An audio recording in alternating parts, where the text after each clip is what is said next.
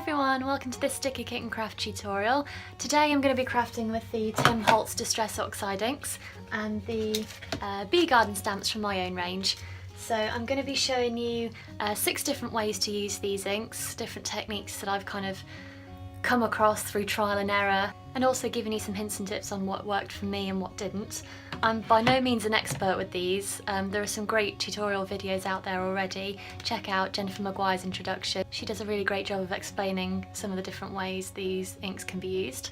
The colours I'm crafting with are picked raspberry, fossilised amber, peacock feathers, seedless preserves, and salty ocean. So there are 36 colours of Distress Oxides available now, I think. They get released in batches of 12.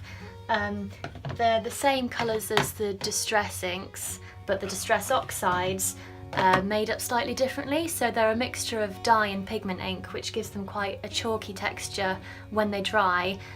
They react really well with water, and because they're more of an opaque ink, you can layer them up better. So if you put a lot of layers of Distress inks together, it can sometimes get dark and muddy, but if you put lots of layers of Distress Oxides together, it tends to keep the colours quite separate and bright looking.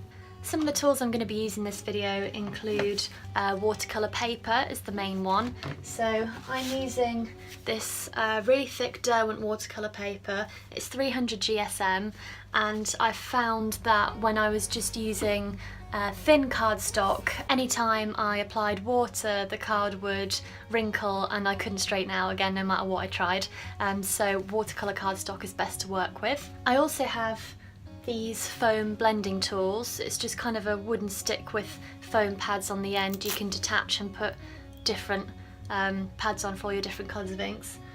I tried quite a few ideas using different tools and I didn't get very good results, so I think you do need a blending tool like this to get the best effects. I'm also using an acrylic block. Most people have a silicone mat that they craft with, but I don't, so I'm just using acrylic block for now, which isn't ideal because it's a small surface, but it's what I've got. In terms of applying water, I've got a spritzer and an aqua brush, which I'll show you when I get to those.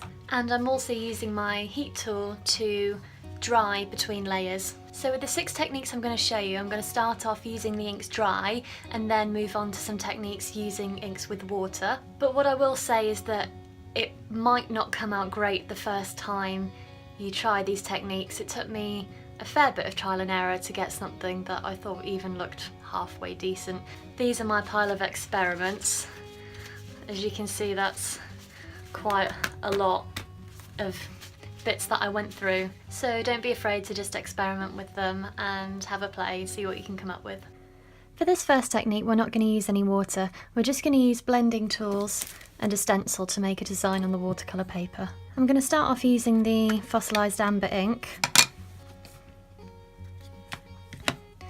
and just dab my blending tool in the ink, and then we're just going to make a simple circle pattern on the paper.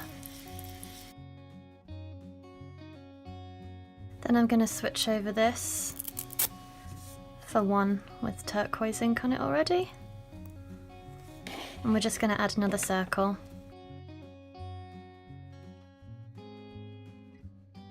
So now I'm going to stencil a design over the top. And this is just a little one from Imagination Crafts, a star stencil. And the instructions say to tape it down, but if you're a lazy crafter like me, you'll probably just hold it in place, which is what I'm going to do now. So I'm going to use this Seedless Preserves ink. You can use whichever technique you like to apply the ink. A mixture of dabbing it on or kind of smooshing it through the stencil works fine. These stencils are easy to clean as well. I found that if you just run them under the tap, the ink washes straight off.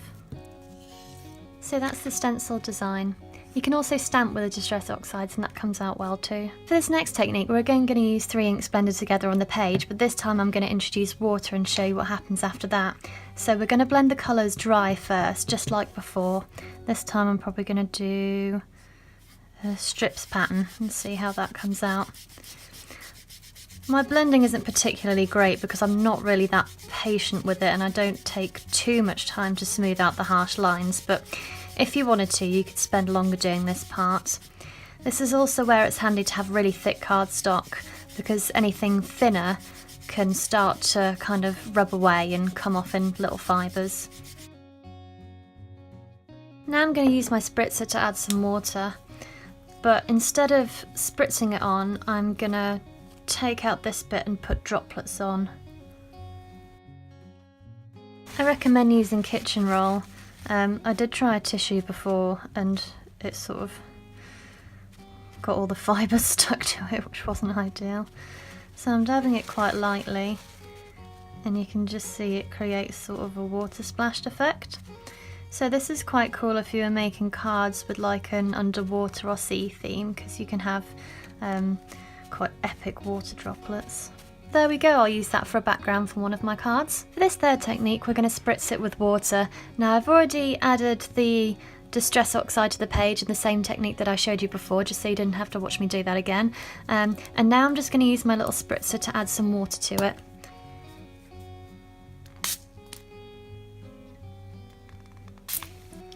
And I'm just going to go ahead and dry it from there. So you can see now that that's dried, it's created a mottled effect where the water's mixed with the inks. For this fourth technique, we're going to cover the whole page and then smoosh the whole page in water, and so we get an effect something like this. This was, I think, one of the most successful trials that I did with the inks. It created a nice mix of colours, there weren't any harsh lines, it blended together well, and then I just did a simple stamp on the top in black ink using the Bee Garden stamps.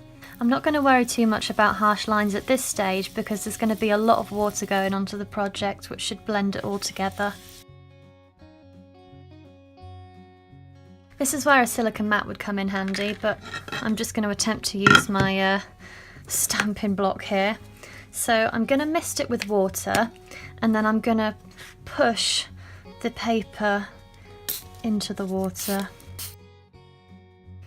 So let's see how this comes out. It's different every time. It's up to you to what degree you move it around on the block. I just want to push it about a bit to get the colours to blend together. I'm probably going to get the back of it a bit inky, but it doesn't matter too much because it'll be hidden by the time I use it on a card. I guess we can see how it's looking. Oh, that's blended quite a lot. Maybe we'll take that off and see. Okay, let's just try that now and see how it comes out. Okay, so that's how the backgrounds come out for that one. I think it looks kind of cool. You get something different every time, so it's just a case of experimenting and seeing what you like. This next technique is similar to the one I showed you, but this time we're going to be applying the colour to the block rather than to the paper. I'm going to spritz this and then put the watercolour paper on top.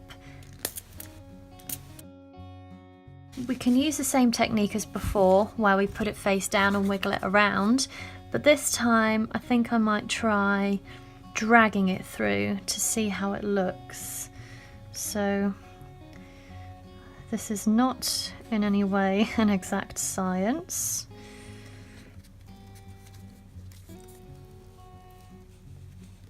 How does that look? Okay, that looks kind of cool on that side. Maybe I would use it on a card that way up. But in order not to waste the ink that's left on there, I could put another piece of paper in, see if I can get another background out of it.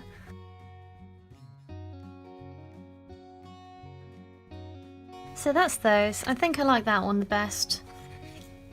You can also try this technique with heat embossing. So with this one, I stamped the honeycomb pattern from the Bee Garden stamp set in clear ink, and then embossed it with clear embossing powder. After that, I then put the paper through the ink, smooshed it on, just like the technique I've just shown you, and that's how it came out. So I think that one looks okay. I just used 3 colours for that one. The final technique I want to show you uses the aqua painter, which is this cool brush, and it has water contained in it, so it comes out as you use it. So these can be used with normal watercolour paints, but you can also use the Distress Oxides because they work so well with water. So to begin with, I'm going to put a wash of water across the watercolour paper just to help the inks blend when I put them on with the brush in a minute. I'm going to apply the inks to the block first so that we can pick them up with the aqua painter from there. You don't need a huge amount, it goes quite far. I'm going to add some more layers and see how they come out. If you do want to add more layer and more colours, you should dry the previous layers first, otherwise they can get quite muddy. Okay, so I like the way the purple looks, that's kind of cool. We've got a bit more variation here, but there's still some harsh lines in there. Maybe I'll try and add a few more layers and see how it comes out.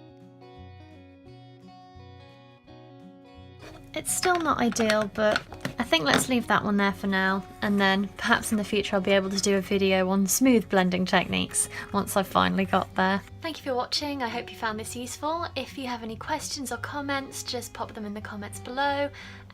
If you'd like to see more from me, please do subscribe to our channel. And if you'd like to get hold of some Distress Oxide and the Bee Garden stamps, I'll put links in the description. Bye!